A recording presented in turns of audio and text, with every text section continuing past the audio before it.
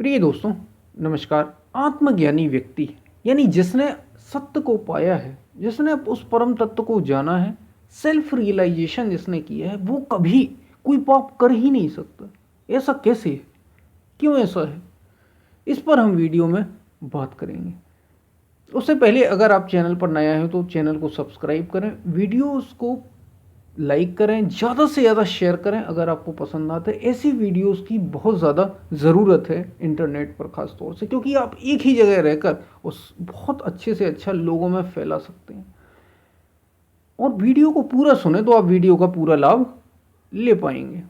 हम चलते हैं अपनी वीडियो की तरफ। आत्मज्ञानी व्यक्ति, आत्मज्ञान के बारे में तो हमने कई बातें की। आत्मज्ञान कैसे हो, आत्मज्ञान होता क्या है, आत्मा क्या है, सत्य क्या है, लेकिन आत्मज्ञानी व्यक्ति की पहचान क्या है?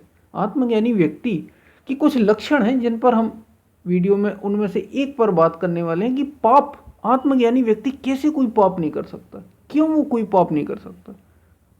तो यूं समझिए कि आत्मज्ञानी व्यक्ति पाप करने लायक रह ही नहीं जाता। वो पाप करने लायक रहता ही नहीं। क्यों? क्योंकि पाप वो तब करेगा जब कोई अधूरापन उसमें होगा। हम कुछ करते ही क्यों हैं? हम पुण्य हो या पाप हो, ऐसी बात नहीं। आत्मज्ञानी व्यक्ति पुण्य भी नहीं करना चाहता। तो ये क्या बात कही यार, ये ऐसा ही है। भगवान श्री कृष्ण गीता में अर्जुन से कह रहे हैं। अर्जुन का ये प्रश्न है कि वो महापुरुष कैसे चलता है, कैसे रहता है, कैसे बोलता है। इस पर भगवान श्री कृष्ण गीता में कह रहे हैं अर्जुन से कि वो समुद्रवत होते हैं। जैसे नदियां, वेगवान नदियां बहुत तेजी से आती हुई समुद्र में समा जाती हैं, समुद्र में एकाकार हो जाती हैं, और समुद्र का ना तो 1 इंच ऊपर पानी ऊपर उठा पाती हैं और ना नीचे गिरा पाती हैं। समुद्र को ना तो 1 इंच ऊपर और ना 1 इंच नीचे कर पाती हैं। ऐसे ही वो जो महापुरुष हो जाता है, संसार के जितने भी विषय हैं उसे बिल्कुल भी परेशान, विचलित कर ही नहीं पाते। तो जो अपने आप में पूर्ण हो गया, फिर वो कामना किसकी करें? इसलिए स्वाभाविक रूप से कोई पाप, आत्मज्ञानी व्यक्ति कोई पाप नहीं करता।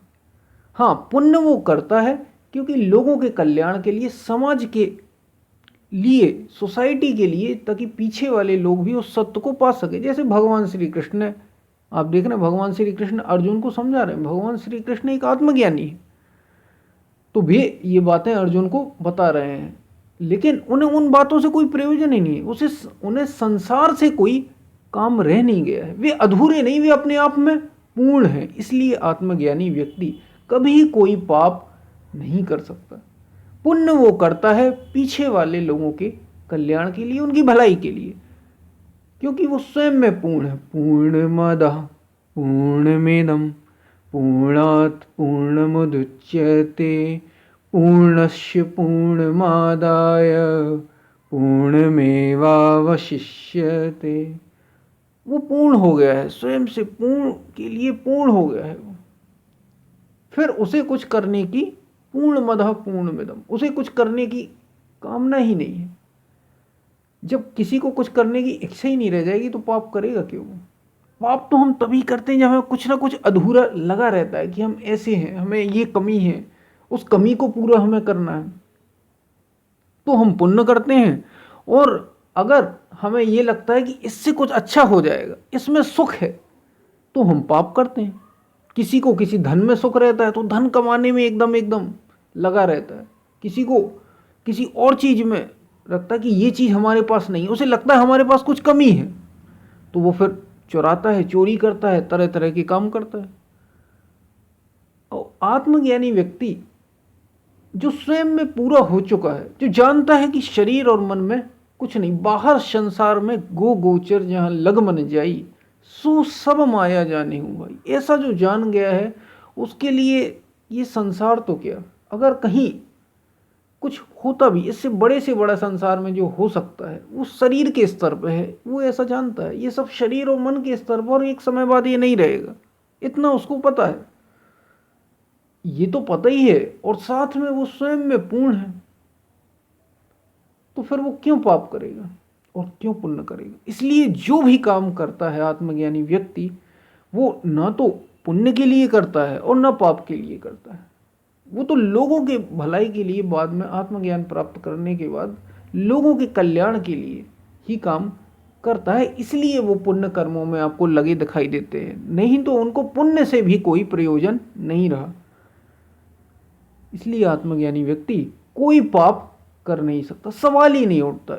ये प्राकृतिक, जैसे प्रकृति के अनेकों नियम हैं, जैसे प्रकृति में सतोगुण रजोगुण, तीन त्रिगुणमयी प्रकृति है, तमोगुण रजोगुण और सतोगुण। जैसे अच्छा और बुरा है, जैसे सुख के बाद दुख है, जैसे सर्दी के बाद गर्मी है, जैसे रात के बाद दिन है, ऐसे प्रकृति के नियम है। ऐसे ही जिसने आत्मज्ञान को पा लिया है उसके लिए ये नियम है कि वो पुण्य और पाप दोनों से परे होता है। विशेष रूप से शुद्ध होती है जिसकी बुद्धि, जिसका अंतःकरण विशेष रूप से शुद्ध होता है, उसी को होता ही आत्मज्ञान है। आत्मज्ञान होता ही कामनाओं से, इच्छाओं से जो ऊपर उठ गया है उसको है, तो सवाल उठता नहीं।